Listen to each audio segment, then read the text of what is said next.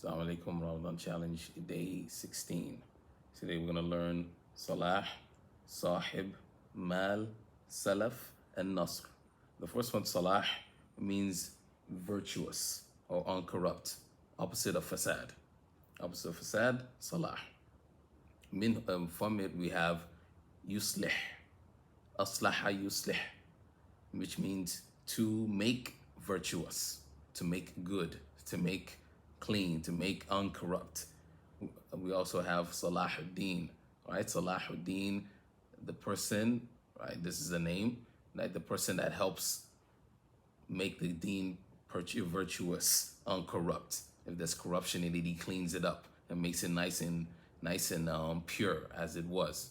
So that's why we have Salahuddin as a name as well. We also have Yuslih lakum a'malakum. He purifies your work. It might have, your work might have, or your deeds might have a little bit of impurity in it, so he cleans it up. So yuslih lakum a'malakum. The next word is sahib. Sahib is a companion, right? A sahib will be a companion. And the plural of that will be sahaba.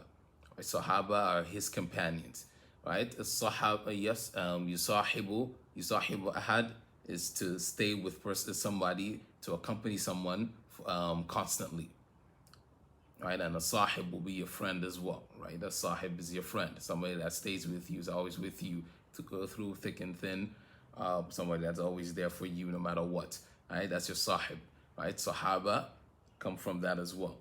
So, yeah, sahiba yisijin. When Yusuf alayhi salam was talking to the two guys that were with him in prison.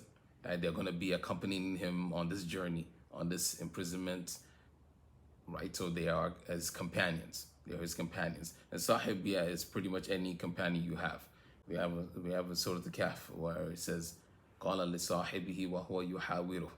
Right? This is his companion, right? His friend. Somebody that he knows, somebody that's with him. The next word we have is mal.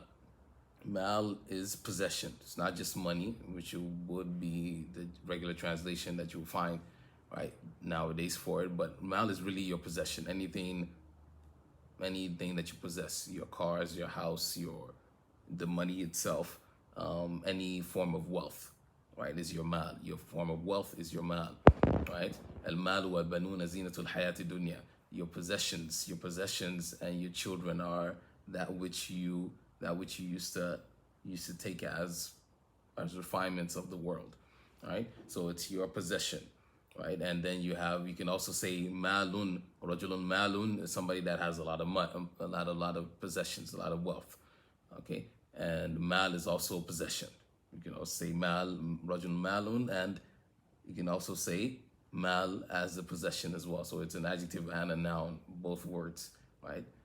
It probably technically should be ma will, right? Ma will, because the asl is meanwhile lamb, right? And you can see that because you can say tamawwal, amawwala ahad, right? He finances someone. To finance someone, tamwil, you give them mal, you give them possession, right? So you finance that person. So the asl is that with the wow in there, but it just ends up being rajulun malun as an adjective, right? The next word is salaf. Now, salaf, illa ma qad salaf. Salaf is that which is past. Okay, so that which is past. It's bygone, right? It's not present, it's gone, right? So that word is also good for ancestors. Ancestors, your grandfather, your grandparents, your great grandparents, etc. Your ancestors in general. Right, and religiously, we can also use that as a salaf for those that have passed us in this deen, right? Because we're ikhwa, we're brethren in this in this deen, right? So those that have gone before us are also salaf, and we are the khalaf. We come after them, right? Salaf are those that have passed before us, right? But on the foundational level, we're talking about past, that which is past. Okay, and aslaf would be a plural of salaf, aslaf. The next word is nasr. Nasr is translated as victory.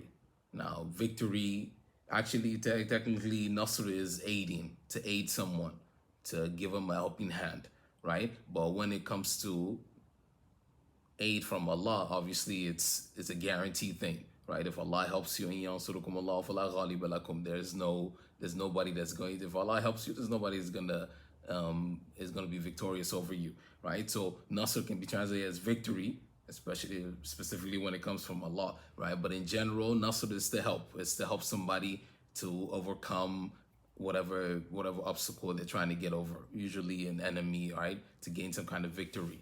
Okay. Then إذا جاء نصر الله والفتح, right? The victory when Allah's victory comes, and the conquering of that which is conquered, right? And then you have, from that you have Ansar, right? You have Ansar Rasulullah, right? The Ansar in Yathrib, which later became Al-Madinah al-Munawwara, right? The Ansar are those people that that helped him, right? They aided him. They aided him to help him push the deen, right? So they are the Ansar, Aus and Khazraj, right? The two Qabila, the two tribes, Aus and Khazraj are the Ansar, right? And so a Nasir is somebody that helps, that aids, right? And then the Siga Mubalagha, the exaggerated form, would be Nasran. Okay, Nasran, somebody that helps. And then the plural of that would be Nasara, right? And Nasara is the word for Christians, right? Nasara, because, right, they're the ones that, right? Man ansari ilallah, right? As is mentioned in the Quran, right? قال الحواريون نحن أنصار الله. Called these disciples, the Hawariyun, those around Jesus, said نحن أنصار الله. We are the helpers of Allah. We are those that are going to help Allah's cause, his cause in this world, right? So from that you get Nasara as well, right? The aiders, right? The aiders, constant aiders, right? Those that are constantly aiding Allah, okay?